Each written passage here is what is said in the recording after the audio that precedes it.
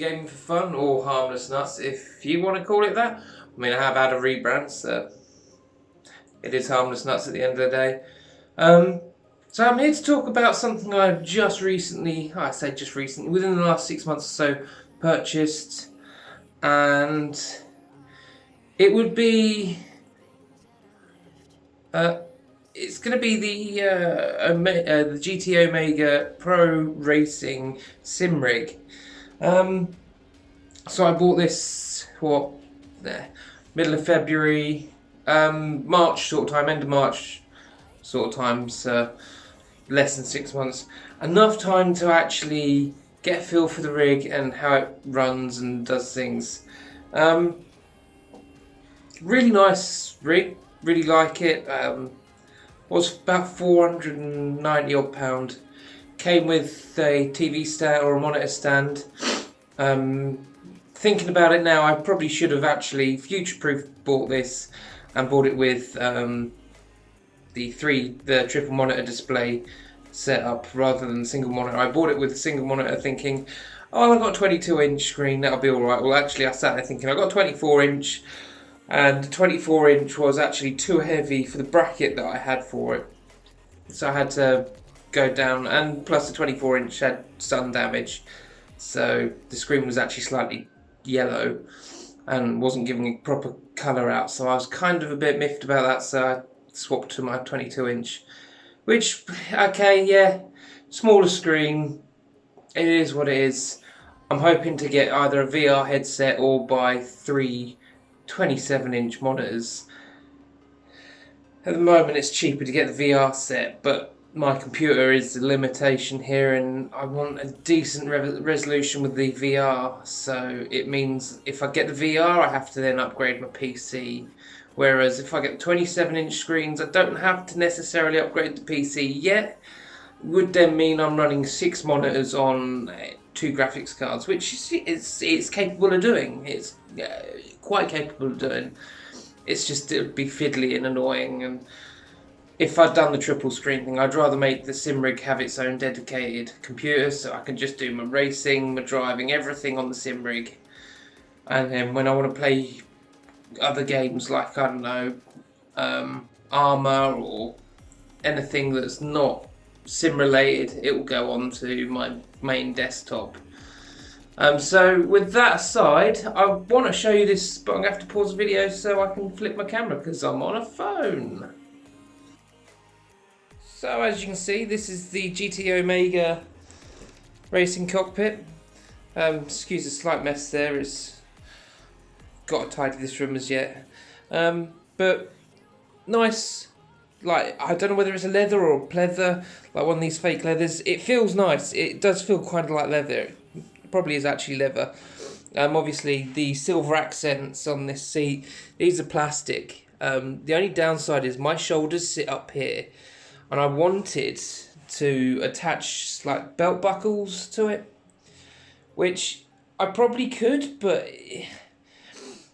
this would then mean the belts are going right over my shoulder and pulling me down, and I'm not too sure if I want to do that. Plus there's no real attachments. I mean, you could attach it to this bottom bar.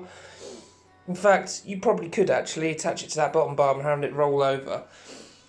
Obviously I haven't got round to sorting that one out or thinking about it just quite yet.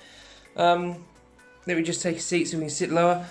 So the rig itself has a slide, just like any other car, or a slightly lower branded car. It's this metal lever. The actual seat rolls forward nicely. I have got an extra cushion on it, purely because I'm a fat bastard. And for me to sit down in this, it's a little uncomfortable because I'm a bit bigger than what I should be. I'm a little overweight. If I lose a bit of weight, then the seat would be really good with me. It's just because I've got quite wide hips and thighs, and every other part of me is quite a bit bigger. At the minute, I've got my Logitech G29, which is a brilliant racing wheel for, like, literally basic racing wheel. Or it gives you what you want. It's pretty damn good. As you can see, I'm going to have to slightly blur that out because that's got my delivery address on, which I didn't realise. So, and my wiring on this, like my, it's a bit untidy. This is simply because I'm actually, this rig doesn't stay in this position all the time. I tend to move about and find better places for it. For anyone that struggles with mess, I do want to move it to this corner here. So I want to put my sim rig here, and I want to have my computer up here, or my second computer when I do it, if I get that second computer, because it will just sit here nicely. It'll fill that area out, and all I have to do is, once I finish doing whatever on the sim rig, I just come round and I sit at my desk, do what I need to do, play games. So yeah, G29 racing wheel with Logitech pedals, which again I'm just going to take a quick seat on it. Actually, now I've taken the cushion away, it's not too bad for my feet. With the G29 pedals, obviously they're actually a little bit off. That is because a screw has fallen out, because I hadn't tightened it in properly, so that has come loose. So the bottom screw hole for this has come loose. It's still holding on the top, which actually, believe it or not, still holds it fairly tight, so it's not too bad. So we come to the 6-speed shifter. This, with the Logitech, is actually separate. You have to buy this separate. It's a really nice, smooth shifter. You can tell it's plastic. It's a good for what it is. I mean, I think it's about £30 or so. So, on top of whatever you pay for the wheel and the pedals, which are, I think, roughly about £400 or just under £400. At the time I bought them, there was about that. I think it was about £370 something I paid for this, and then I paid for £29 or £30 for the shifter, which was really good. Until F1 2019 released, and I'm not getting any, like now I've got force feedback in the wheel. The minute I put F1 2019 on, I lose all force feedback, and it's like driving with, well, it's effectively like this being switched off. I have no force feedback. I've tried every setting under the sun to change that, but it's not done it. So in a couple of weeks' time, I'm having a delivery. And I will update you guys on that delivery. I don't want to break it away, but I'm getting a couple of things to upgrade from this. This is a brilliant wheel. I'm going to keep this wheel as a spare wheel for what I will call my daily computer. So this will stay in case people come round and they want to have games and they want to race with us. So this will eventually take place up here when people come around. They can race on my main computer. I'll be on when the sim rig's there. I'll be on that. So yeah. So TV stand. It's a pretty straightforward thing. It's a H-frame. Starting with this. So you've got. It's sturdy. It's really sturdy for a frame. It's solid.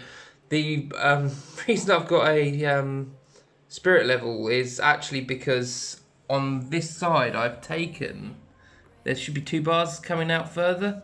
I've actually taken those off, so it should look kind of like this, where you've got these two, again another H-frame effectively, to hold it level. Because I've got this so close to the wall, again I'm actually, this hole here in the wall, I'm actually trying to put a router through, cabling through, so I can have the internet inside my computer room with a separate router, so it doesn't have to be chugging and have cables going throughout the house to get internet into this room. So this is the 22.5-inch monitor that I've got at the moment, with Rogue Traders on, because yes, what an old TV program, loved it. But yeah, the spirit level's there just to make sure when it starts to sag, which it has done now, it's started to tilt forward ever so little, but it has started to do it a little bit. Not by much, but it's enough. So like, yeah, it is what it is. So the monitor stands pretty good if I had it the way it should be designed. With this the setup I've got it at the minute, it came with the drinks holder, comes with obviously mouse and keyboard tray, but at the minute I've got my button box, my mouse, and I do tend to have my Stream Deck on here. The only reason it's not on here at the minute is purely because I've been streaming Armour, and so I use my Stream Deck on the desk because it's easier to get to when it's there. I do want to get another Stream Deck, but I think the other Stream Deck will be for the other computer, but I've got to wait to get the other computer first. So this is a GT Omega Pro. Really simple to build to a point. I mean, their instructions were a bit hazy. In fact, let me go and get them real quick. So when I say their instructions are a bit hazy, you get 2 A4 sheets of paper, all pictures, no writing, and nothing to tell you exactly what's to go on. But if you're like me and you're kind of good with understanding how a picture works, this isn't too difficult to build. I mean, it's fairly straightforward to come to things. And then the second A4 sheet, if you get the monitor mount or monitor stand, this is how it is. You are meant to mount this table here is to hold a computer on. So it is designed to hold the weight of a computer. Obviously, I'm a bit skeptical of doing that. I don't fancy mounting a computer on it. This is the one I've got, the smaller one of the two. Wish I got the 3, but hindsight now, it's kind of been there, done that. So this sim rig in general is really good. Obviously, you can see here, and just going back to the back of the seat again, you actually have these 2 poles either side of the seat. For your surround sound speakers, again, you have the same thing going on the upright or the horizontal bar. You have speaker mount there, and again there, so you can mount speakers, so you can get yourself a proper good little surround sound going on. Obviously, I haven't done that. I've moved my speakers from my main desk, or from the main computer to here, because obviously when I play on here I use my headphones because that's just the way it works. So racing, I have open sound. This set of speakers will move onto this rig. When this rig moves over here, the bass will fit underneath, hopefully. I will let in on a slight thing. I do plan on getting a Fnatic GT Handbrake, and I've got to find somewhere to mount it. Now, I want to kind of mount it beside me. Problem with that is there's nowhere quite to put it in. This is all metal, you know, solid, not solid, but you know, hollow box metal, which if I want to mount anything there, I'm gonna have to drill a hole, tap a thread into it, and then that'll be the mounting point. Obviously I can't do that until I receive or until I get it, so at the moment I'm just waiting to see what happens. But I want to get a Handbrake so I can start doing more of the dirt stuff on iRacing, and possibly do drifting. I mean, I can't do drifting with this setup, and I know people say, oh, just use your clutch as a handbrake, but then I have in higher power cars, I tend to like blip the clutch to just get power through the, like, bring the RPM up into the engine to help spin the tyres. So I like the clutch. So if I have a handbrake and I've got the clutch and do the two together, I get really good drifts, hopefully, rather than compromising. So this video is basically the Logitech G29 and the GT Omega Pro Racing sim rig, which was really good. I really recommend this sim rig. It's really good. There are some things I've watched just recently. If you have a direct drive wheel, you will find there is a tiny bit of flex in the chassis of this thing. It lifts just a tiny bit. Not by much, but it's enough. And if you're braking, apparently if you brake, some of the brakes on the Fanatec stuff make the chassis flex. Because I'm a fat person, or slightly heavier person, I reckon my weight will probably stop that from happening as much, but I still reckon there'll still be a little bit there. I mean, the pedals on the Logitech, the brake can be a bit stiff. That's because it's got rubber bung in it. So it is a good system. If you're starting out to do sim racing and that sort of thing, or you're more into Forza Horizon or anything like that, or Formula 1, I really recommend, well, I say Formula 1, to a point I recommend the Logitech G29. Once I've received certain parcels, I'll do another review, because obviously it'll be out with the old and in with the new, which won't be you, you'll be going. Yeah, so once I've got that all sorted, we'll be doing another review. Yes, I keep saying because I'm trying to think of things to say. I've really come to the end of it. Everything is adjustable, so you can actually have that gear stick shifter, whatever you want to call it, you can have on this side. You can lower it, you can raise it, you can bring it in, you can put it out. Same again for this. A little less on the raising and lowering, but you can push it, have it further in, have it further out, and that's pretty much it. Although you can have it, you can set it to several different heights. So I could have had this set where this is, and then put that below. It's all fairly adjustable. If you have a tap and die set though, you could probably do anything, or a drill, a decent metal drill. You could probably do anything and reset everything and move things about and have it how you want it.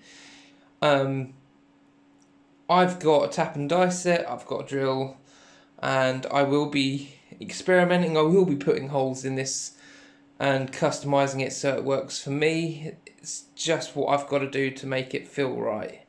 So on that note, guys, this was the GT Omega Racing Sim Rig. This was the Pro, and that's the Logitech G29 with the gear shifter. And yeah, recommend that if you're not wanting to spend too much money on a wheel. If you're thinking about getting serious and you want a sim rig, I really recommend this for the price.